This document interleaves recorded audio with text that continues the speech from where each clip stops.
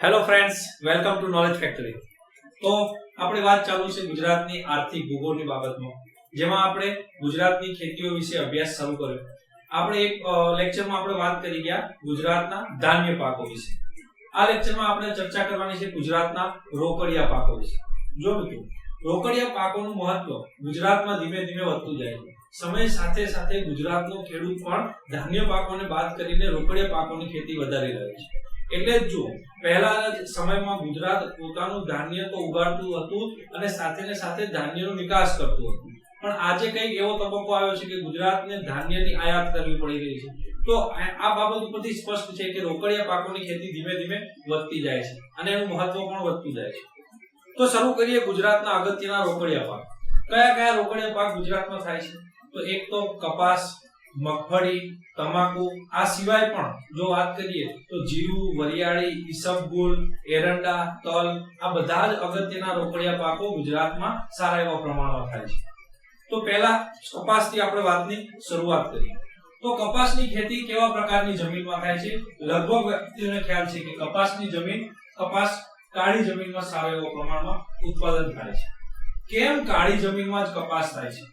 તો કપાસની એવી જમીન ખાસ માફક આવે છે જે ભેજ સંગ્રહી શકે, અને સૌથી વધારે ભેજ સંગ્રહ ક્ષમતા કોની છે? કાળી જમીનની. એટલે જ કપાસને મુખ્યત્વે કાળી જમીનમાં ઉગાડવામાં આવે છે. અંદાજે 80 સેમી ની આસપાસનો વરસાદ એને માફક આવે છે. તો આ પહેલા પ્રશ્નનો આપણો જવાબ છે કે કપાસને કેવી જમીન માફક આવે છે? કાળી જમીન ખાસ કરીને. ગુજરાતમાં કઈ કઈ જગ્યાએ કાળી જમીન છે? સૌરાષ્ટ્ર અને દક્ષિણ ગુજરાતના ભાગમાં સારી એવી કાળી જમીન રહેલી છે, અને એટલે જ આ વિસ્તારમાં કપાસની ખેતી વધારે થાય છે. નેક્સ્ટ આગળ આપણે જોઈએ કપાસ. તો કે કપાસનું વાવેતર ભારતમાં જો સૌથી વધારે કોઈ રાજ્ય કરતું હોય તો એ છે મહારાષ્ટ્ર, પરંતુ ઉત્પાદનમાં જો કોઈ રાજ્ય આગળ હોય તો એ છે આપણું ગુજરાત. તો આ બે વસ્તુ અલગ અલગ છે. વાવેતર મહારાષ્ટ્રમાં સારા એવા પ્રમાણમાં થાય છે, ખૂબ જ વિશાળ પ્રદેશમાં એનું વાવેતર થાય છે, પરંતુ ઉત્પાદનમાં પણ આગળ છે ગુજરાત. જો એનું એક સિમ્પલ લોજિક છે. મહારાષ્ટ્ર છે એ વરસાદની તંગી અનુભવતું રાજ્ય છે. વિદર્ભ જે આખો વિસ્તાર છે એમાં કપાસની ખેતી થાય છે મુખ્યત્વે, પરંતુ એ કેવો વિસ્તાર છે? કપાસ પાણીની તંગી અનુભવે છે. જો ઓલ ઓવર ભારતનું જે વિસ્તાર છે એમાં જો સૌથી વધારે કોઈ ખેડૂતો આત્મહત્યા કરતા હોય તો એ મહારાષ્ટ્ર રાજ્યના છે, જેનું એક સિમ્પલ લોજિક એ છે કે ત્યાં પાણીની તંગી છે, વરસાદનો અભાવ છે. એટલે મહારાષ્ટ્રમાં વાવેતર નો ડાઉટ સૌથી વધારે થાય છે કપાસનું, પરંતુ ઉત્પાદનમાં પણ આગળ છે ગુજરાત આગળ છે. એટલે જ ગુજરાતનું કયું સ્થાન છે કપાસના ઉત્પાદનમાં? ફર્સ્ટ. વાવેતરમાં પૂછે તો સેકન્ડ નંબર પર. હવે ગુજરાતનો કયો જિલ્લો આગળ છે? તો ગુજરાતનો સુરેન્દ્રનગર જિલ્લો સૌથી આગળ છે કપાસના ઉત્પાદનમાં, અને સેકન્ડ નંબર પર વડોદરા, જેની આપણે વાત કરી ગયા હતા મેદાનોમાં, કાનૂનનો પ્રદેશ, બરાબર. વડોદરા અને ભરૂચનો જે આખો વિસ્તાર છે એ કાનૂન પ્રદેશ છે. તો આ વડોદરા અને સુરેન્દ્રનગર સૌથી પહેલું છે.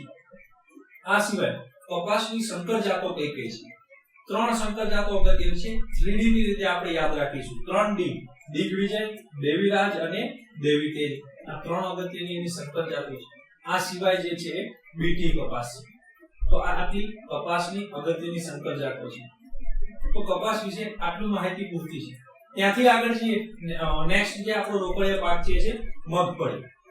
મગફળી વિશે એક વસ્તુ યાદ રાખો. મગફળી કાળી જમીનમાં પણ સારું એવું ઉત્પાદન આપે છે, સાથોને સાથ કાપની જમીનમાં પણ સારું એવું એનું ઉત્પાદન થતું હોય છે. મગફળી 60 થી 80 સેમી નો વરસાદ એને માફક આવે છે. આ સિવાય કયા રાજ્યમાં સૌથી વધારે મગફળીનું ઉત્પાદન થાય છે? આની ચર્ચાનો વિષય છે. અમુક બુકમાં તમને જોવા મળશે ગુજરાત પહેલા નંબરે, જ્યારે અમુક બુકમાં તમિલનાડુ જોવા મળશે. આ બંને રાજ્ય સારા એવા પ્રમાણમાં મગફળીનું ઉત્પાદન કરે છે, પરંતુ ફર્સ્ટ નંબર ઉપર ગુજરાત રાજ્ય છે. ગુજરાત ફર્સ્ટ છે. ગુજરાતનો કયો જિલ્લો સૌથી આગળ છે? તો એ છે જુનાગઢ. જુનાગઢ જિલ્લામાં સૌથી વધારે મગફળીનું ઉત્પાદન થાય છે. આ સિવાય જો વાત કરીએ કે એની સંકર જાત કઈ છે?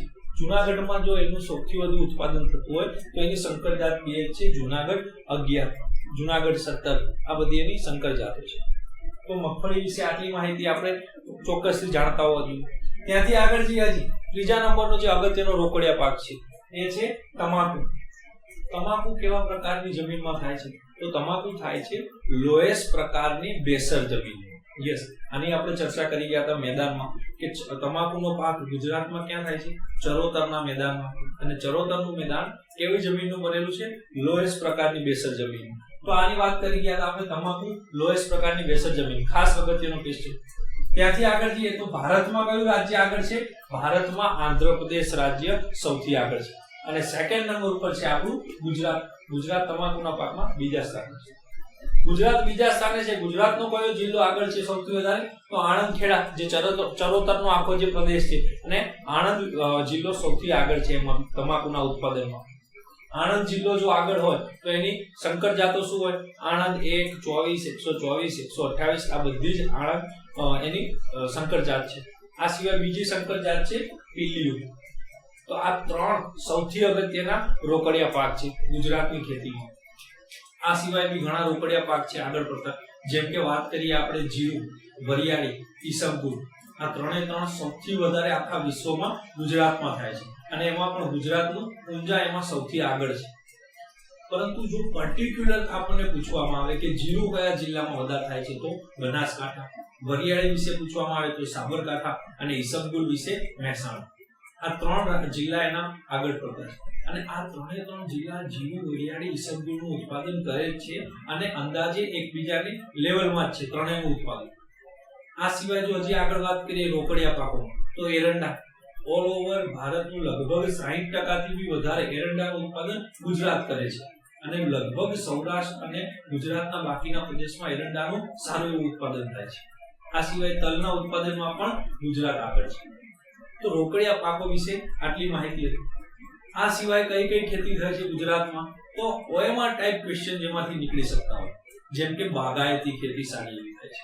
બાગાયતી ખેતીમાં ફળફળાદી. તો સૌથી પહેલા વાત કરીએ કેરીની. કેરીના ઉત્પાદનમાં કયો જિલ્લો આગળ છે? તો ઓલ ઓવર જો કેરીનું જ વાત કરીએ તો વલસાડ જિલ્લો. અને જો કેસર કેરીનું પર્ટિક્યુલરલી પૂછવામાં આવે આપણને તો જુનાગઢ જિલ્લો. આ સિવાય કેરીની પ્રખ્યાત જાત છે જમાદાર. તો આ જમાદાર કેરી શેમાં આગળ પડતી છે? ભાવનગર જિલ્લામાં સારું એવું ઉત્પાદન થાય છે જમાદાર કેરીનું. આનાથી આગળ વાત કરીએ ચીકુ. તો ચીકુનું ઉત્પાદન વલસાડ જિલ્લો.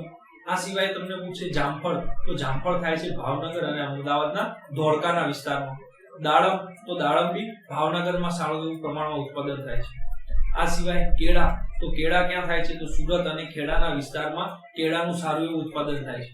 તો આ બધા જ ફળફળાદીમાંથી એક OMR ટાઈપ ક્વેશ્ચન ગુજરાતની બાબતમાં પૂછાઈ શકે. આ સિવાય કયા કયા ખેતી થાય છે? તો એક તો નાગરવેલના પાન, જે આપણે પૂજામાં અને પાન તરીકે ઉપયોગ કરતા હોય, એ પાનની ખેતી ક્યાં થાય છે? તો એ થાય છે ચોરવાડ પાસે નાગરવેલના પાનની ખેતી.